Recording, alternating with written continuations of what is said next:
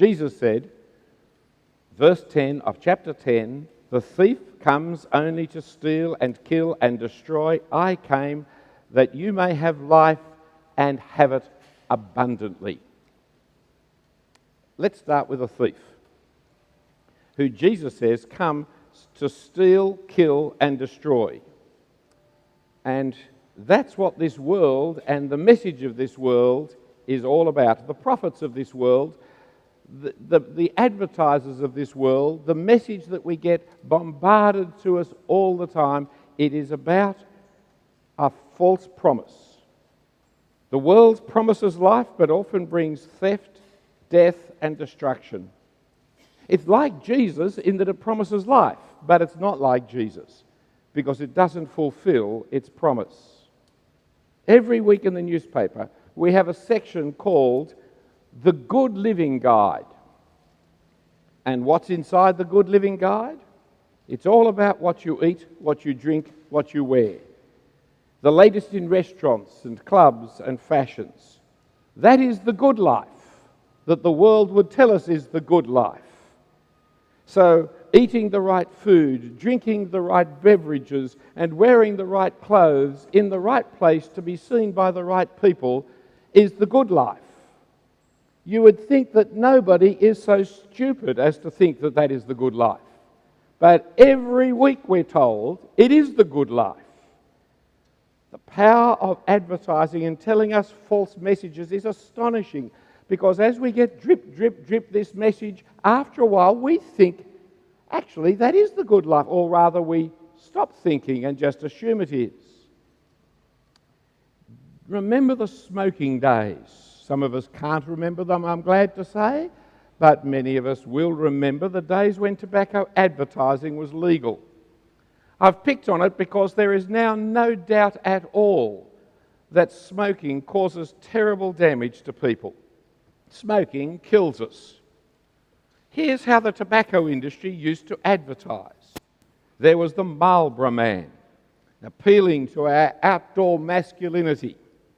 The Marlboro Man would then join with the sophisticated, handsome city man, whose ad raises the issue of scientists and educators. More scientists than educators smoke Kent, a brand that we can't remember. And so we need, therefore, medical advice, don't we? And so we used to get advertisements like this. With doctors, we have the medical advice on smoking. They're fairly old-fashioned doctors there, but 20,679 physicians in America say Lucky's is the best cigarette, and more doctors smoke Camels than any other. So there's another 20,000 plus who are smoking Camels as well. That's a brand of cigarette, not an animal.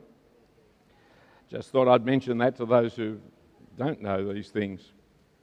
But of course, these old doctors, they're fairly old fogies who'd listen to them. What we need is youth. And so here we have an advertisement with youth. And of course, what you need is sex appeal. And so you have the sex appeal one as well. And then there are just these stupid, absurd lies. Here's one I came across. I only took about 5 minutes to work these out the other day. Here's one. You can't read it well, but what it actually says is, blow in her face and she will follow you anywhere. In order to kill you, I would think, or something. I mean, it's an appalling concept and idea, isn't it? But there it was, advertising flavoured cigarettes. It's not just, of course, that. Look at this Coke ad. For a better start in life, give the children cola early. It promises them that it will promote active lifestyle, boosts personality, and gives the body essential sugars. As if we need any more sugars in our diet. The printing there is so small, let me read it for you. How soon is too soon to introduce your children to cola? Not soon enough. Laboratory tests over the last few years have proven that babies who start drinking soda during that early formative period have a much higher chance of gaining acceptance and fitting in during those awkward pre-teen and teen years. So, fellas, if you're having trouble fitting in, it's because your mother didn't give you Coke when you were a baby. So do yourself a favour. Start them on a strict regimen of sodas and other sugary carbonated beverages right now for a lifetime of guaranteed happiness. If you are unhappy, check out whether your mother fed you Coca-Cola when you were a baby, because it was guaranteed that you would be happy if you just had that as a baby. Now, we all know these are lies. Smoking doesn't bring life, it destroys life. Giving babies sugary carbonated drinks of cola is not good for them. It is laying the foundations for obesity and worse, all manner of illnesses. But the world constantly advertises health and life to us, when in fact it brings us distress, illness and death. Just recently, our politicians and journalists have finally woken up after roughly 200 years. They have finally woken up to the damaging effects of our drinking alcohol culture here in this land. If you remember, back in 1810 we had a rum rebellion. There was a problem that long ago, but our politicians have, bless them, finally woken up to it. We've been bombarded with ads for grog. Some of the best, most attractive, most entertaining promotions that you will ever see are for alcohol. And they are nearly always associated with sport, healthy, outdoors, fun. And of course, no actual serious sportsman would ever take on that kind of drinking, for it ruins your health, to say nothing of the terrible addiction problems that we have, the car accidents we have. 7 out of 10 drownings are associated with alcohol. The damage alcohol does to our society is mountainous. But day by day, sport event by sport event, promoted by alcohol.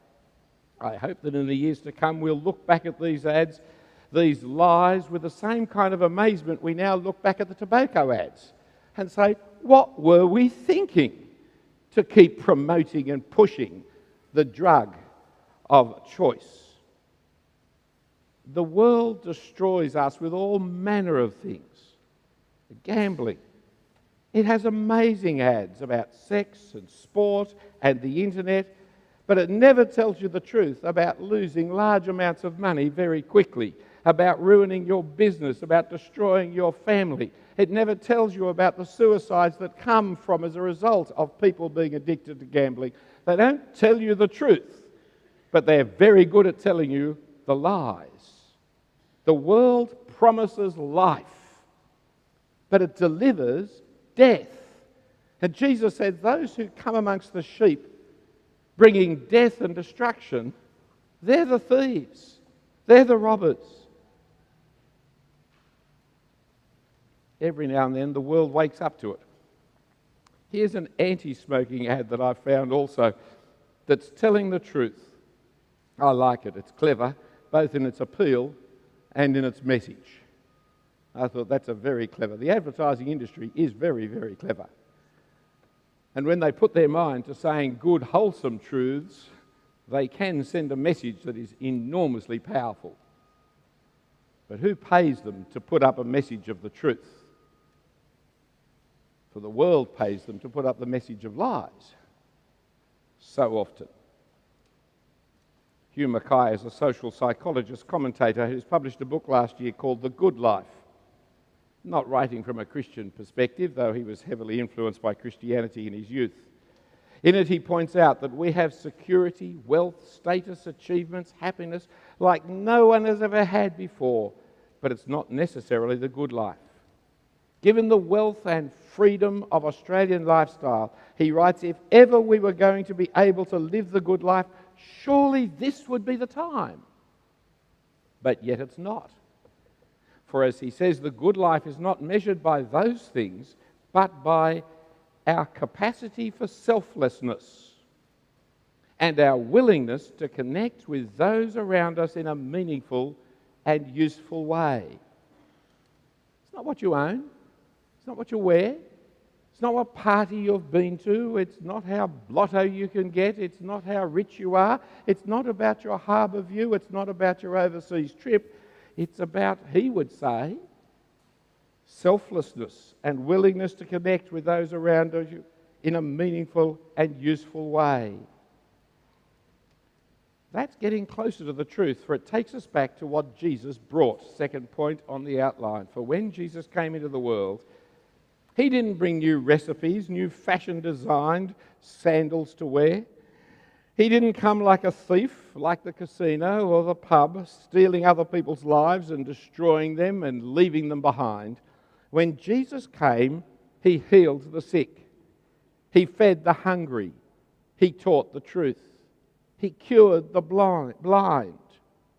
As some of the people said of him at the end of our passage, look down there, chapter 10, down there, verse 21, when they're quarrelling about him, they say, "These are not the words of one who is oppressed by a demon. Can demon open the eyes of the blind?" They say that because just the previous chapter, it's exactly what Jesus did. A man born blind whom Jesus healed. He went about, as one of the witnesses said, he went about. He was a good man doing good. Now, if you want to know more about him, there is the Essential Jesus. You see it advertised on the back of our outline, the Essential Jesus. It's this little booklet that is available at each of the doorways. You pick up and have one for free and read it through. It will not take you long to read this through. Even I'm a slow reader, but I can get through this. It's relatively big print. For the engineers, there's no pictures until you come to the end. And so I'd encourage you to use those. But for the rest of us, you can read that. It will not take you very long to be able to get through the life of Jesus as told by Luke. It's really the Gospel of Luke. You can find it in your Bibles, but it's that simple. As one of the witnesses who travelled around with Jesus said of him, he went about doing good and healing all who were oppressed by the devil, and God was with him.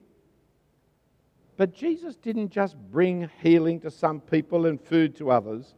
Jesus claimed to bring life itself. He claimed to be different to the other shepherds, the ones condemned in Ezekiel's day, as Dr. Hawkes read for us in the first of our lessons from the Old Testament, the ones who are looking after themselves rather than caring for the sheep, the ones who are feeding off the sheep but not feeding the sheep, the ones who are looking after themselves, or the ones that Mr. Jensen read for us. I don't think I've ever called him Mr. Jensen before. The one that my lovely nephew David read for us from the New Testament, of the hirelings who don't care for the sheep. Jesus claimed to be the good shepherd who brought life, real life, abundance of life, life to the full to his sheep. That's because of what Jesus bought. Point 3 on the outline. Now, remember the difference between brought and bought.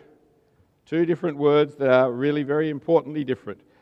Brought, with the R, is what you bring along to the shops. Bought is what you buy at the shops and take away from them, what you purchase in the shops. Jesus brought life to people because Jesus bought his sheep to have life.